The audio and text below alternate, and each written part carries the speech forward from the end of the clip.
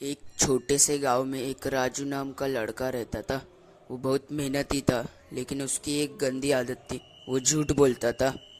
एक दिन उसकी माँ ने उसे आम दिए और बोली, ये आम बाजार में बेच कर आओ, और जो पैसे बचेंगे उससे सब्जी वगैरह लेकर आओ।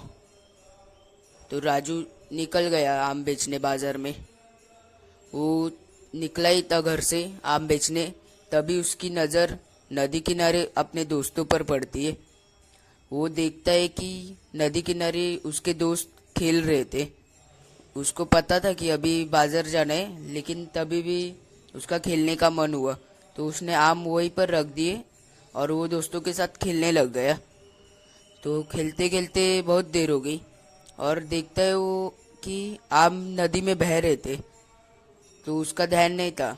फिर बाद में उसे पता चलता है कि ये सब तो आम तो अभी नदी में बह गए, कुछ टूट गए वगैरह सब, मतलब आम पूरा ये हो गया, खराब हो गया, और शाम भी हो गई थी। तो राजू बहुत उदास हो जाता है।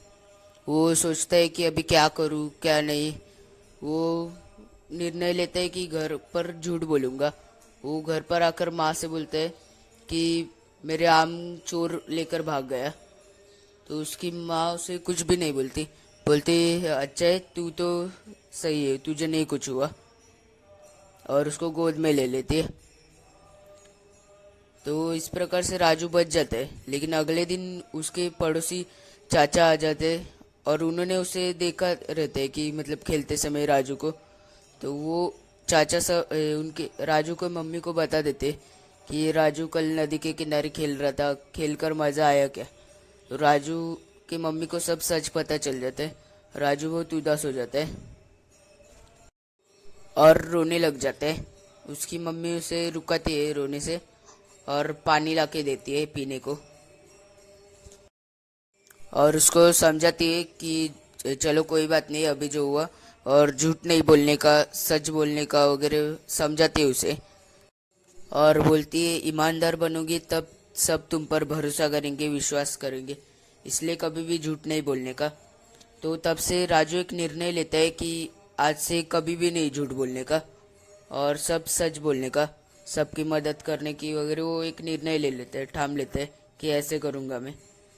तो अगले ही दिन वो स्कूल से लौटते समय उसको एक पेड़ के नीचे सिक्कों वाला बैग मिलता है।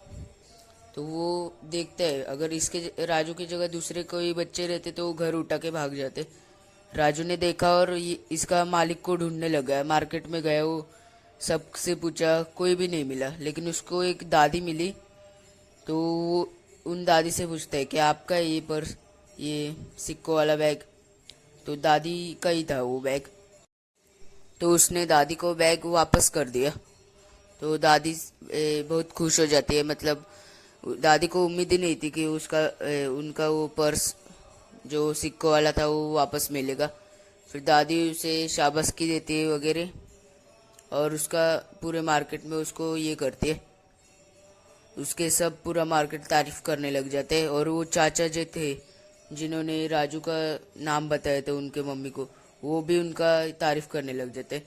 तब से राजू को सब समझ आता है कि अगर सच बोलेंगे तभी इज्जत मिलती है। तो इसलिए राजू ने तब से सच बोलना शुरू कर दिया।